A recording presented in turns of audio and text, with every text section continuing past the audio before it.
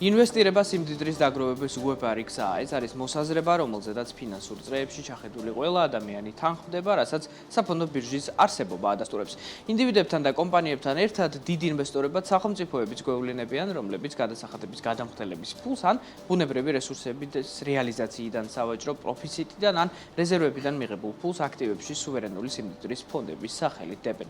AI University-ის უახლესი ანგარიშის თანახმად ამ ტიპის ფონდები 13 ტრილიონ 200 მილიარდი დოლარის აქტივებს მართავენ, რაც წლიურად 14%-ით გაზრდილი მაჩვენებელია. ამ ზრდას უმეტესწილად ახლო აღმოსავლეთში და აღმოსავლეთ აზიაში ბაზირებული ფონდების მზარდი ჩართულობა განაპირობებს ისეთ სექტორებში, როგორიცაა ფინანსები, ენერგეტიკა, მრეწველობა და ჯანდაცვა.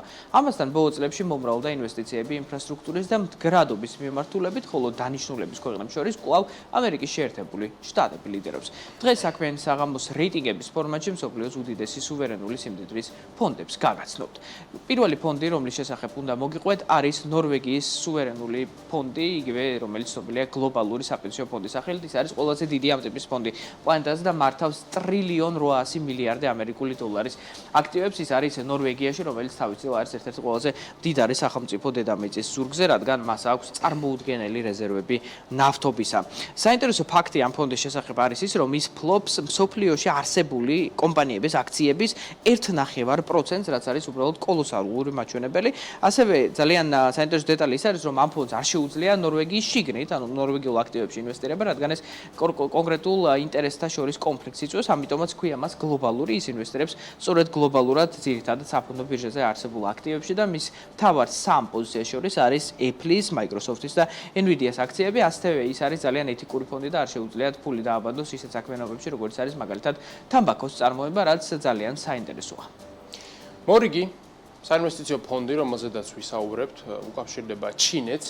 ეს არის ჩინეთის საინვესტიციო კორპორაცია, რომელიც ნორვეგიის საინვესტიციო ფონდის მსგავსად ინვესტიციებს ახორციელებს გლობალურ კომპანიებში, მათ აქციებში და სხვათა შორის მსოფლიოს მასშტაბით გავრცელებულ სხვადასხვა საინვესტიციო პროექტებში, მათ შორის უძრავ ქონებაში, რადგანაც ამ ფონდის პორტფელში არის ძალიან დიდი წილი ამერიკაში და ბრიტანეთში წარმოდგენილი უძრავი ქონების. ასევე ეს საინვესტიციო კორპორაცია საკმაოდ დიდ რესურსებს მიმართავს ამერიკის კორპორაციული სექტორის მიმართულებით, რაც აძლევს მას იმის საშუალებას, რომ საკმაოდ დიდი შემოსავლებიც დააგენერიროს, სადღანაც ბოლო პერიოდში მოგხსენებათ ამერიკულ კომპანიებს ფენომენალური შედეგები აქვთ. საერთოდ ჯამში კორპორაციის აქტივების მოცულობა, როგორც ხედავთ, ამჟამად შეადგენს ტრილიონ 300 მილიარდ დოლარს და ის პასუხს აგებს, როგორც უკვე ვთქვით, ერის გამდიდრებაზე. შესაბამისად, ამ კორპორაციის მთავარი დანიშნულება არის ჩინეთისათვის ყველაზე მეტი სარგებლის გენერირება და ამ, ასე ვთქვათ, საინვესტიციო პორტფელის დაახლოებით 60% მოდის სწორედ დასავლური კომპანიების აქციებზე, ამიტომაც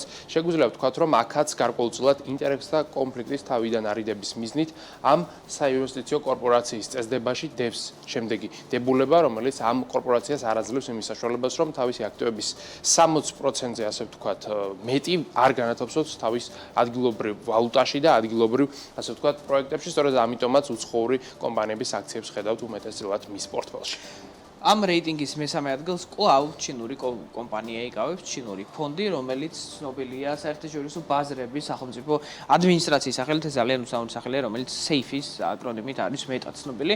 მისი აქტივების ღირებულება არის ტრილიონ 100 მილიარდი დოლარი და ეს არის ერთ-ერთი ყველაზე გაუმჭვირვალე ამ ტიპის ფონდი პლანეტაზე, რომელსაც მართავს ჩინეთის ცენტრალური ბანკი. გაუმჭვირვალე კი ის იმიტომ არის, რომ ფაქტობრივად არავინ იცის თუ რაში აბანდებს ეს კომპანია ფულს, რადგან ის უმეტესწილად არის ჩინეთის შიგნით ბაზირებული და ამასთანავე რაც ძალიან საინტერესოა, ამ ფონდზე მოდის ძალიან ბევრი კოლოსალური ასობით მილიარდი დოლარის ღირებულების თიბილები, იგივე ამერიკის შეერთებული შტატების სახაზინო ობლიგაციები, რაც ნიშნავს, რომ ამერიკის შეერთებულ შტატებს აქვს ასობით მილიარდი დოლარის ვალი სწორედ ამ ფონდის მიმართ, რომელიც მარტივად რომ ვთქვათ, ნიშნავს იმას, რომ ობლიგაციონერია ეს კომპანია, მაგრამ ამასთანავე პოლიტიკურ სარჩულს დავუმატებთ ამ ყველაფერს, ნიშნავს, რომ შეიძლება ეს ფონდი ერთ-ერთი იყოს იმ ფონდებს შორის, რომელსაც ჩინეთის მმართველი კომუნისტური პარტია იყენებს იმ ბერკეტისთვის, რომელსაც ჰქვია პოლიტიკური манипуляცია ეკონომიკური გზით, რაც ბოლო წლებში და ბოლო დეკადებში რეალურად ჩინეთის განვითარების და ჩინეთის პოლიტიკური გლობალური დომინაციის დამყარების ერთ-ერთი უებარი საშუალება გახდა.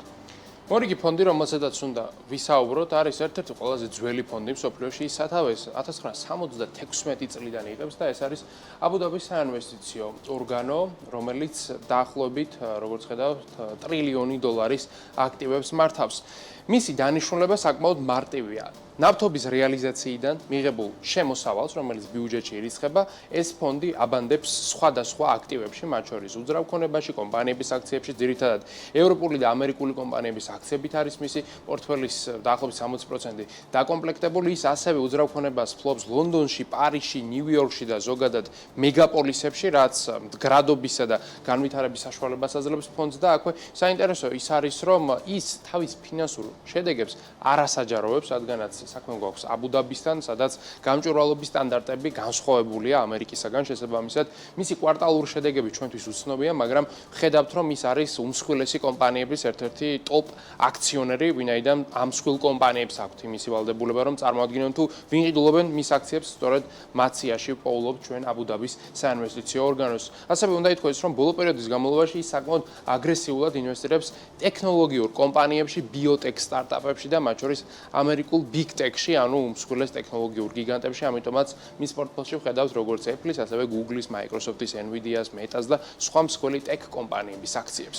არაბთა გაერთიანებული საამიროების შემდეგ გადავინაცვლოთ უნდა ძალიან ახლოს ყოფ ქვეყანაში, საუდის არაბეთში, რომელიც ფლობს მსგავს ფონდს, რომელიც არის ცნობილი საჯარო საინვესტიციო ფონდი, სახელით იგივე PIF-ი არის ფონდი, რომელსაც მართავს საუდის არაბეთის სამეფო ტახტის მემკვიდრე და დე-ფაქტო მმართველი მუჰამედ ბინ სალმანი, მისი აქტივების ღირებულება არის 978 მილიარდი დოლარი და ეს არის იგივენაირი შინაარსის მქონე ფონდი, რომელიც საუდის არაბეთში წარმოებული ნავთობით მიღებულ მოგებას აქ აინვესტირებენ და მოგვიანებით ამ ფულს უკვედებენ სხვადასხვა გლობალურ კორპორაციებში, განსაკუთრებით ბოლო წლებში ძალიან საინტერესო გახდა მუჰამედ ბინ სალმანისთვის საკუთარი პროექტის ნეომის დაფინანსება, რაც გულისხმობს საუდის არაბეთის ტერიტორიაზე რამდენიმე ძალიან დიდი ინფრასტრუქტურული მეგაპროექტის მშენებლობას, მათ შორის არის ფუტურისტული ქალაქი ნეომი, თავისით არის ყველაზე გრძელი და მაღალი ცათამბჯენი პლანეტაზე, რომელიც რამდენიმე კილომეტრის სიგრძის იქნება, ასევე არის ძალიან ბევრი სხვა საპორტო ინფრასტრუქტურა თუ გზები თუ ბევრი რამ, რაც უნდა მოიწყოს საუდის არაბეთში, რომელიც ერთ-ერთი ყველაზე მდიდარი ქვეყანაა მსოფლიოში, მაგრამ ის დიდწილად დამოკიდებული არის ნავთობზე, ნავთობის წარმოებაზე, ხოლო ნავთობი, როგორც ვიცით, დღეს და ხვალ არა, მაგრამ მომავალში არის წარმავალი, ამიტომაც მუჰამედ ბინ სალმანი და მთელი ქვეყანა ცდილობენ, რომ დივერსიფიცირება მოახდინონ ამ ძალიან მნიშვნელოვანი ბუნებრივი რესურსისა და ფული ჩადონ სხვადასხვა სექტორებში, მათ შორის გლობალურ ამერიკულ თუ ევროპულ კომპანიებში. ამასთანავე ძალიან დიდი ინვესტორია ეს ფონდი PIF-ი სპორტულ ინფრასტრუქტურაში, ის რამდენიმე კლუბის მფლობელია, როგორც ინგლისში, ასევე არაბულ ლიგაში. აი ესეთი იყო დღევანდელი რეიტინგები, ჩვენ რეიტინგების ფორმატში სხვა სიახლეებს საქმიან საღამოში კიდევ არაერთხელ შევაგთავაზებთ.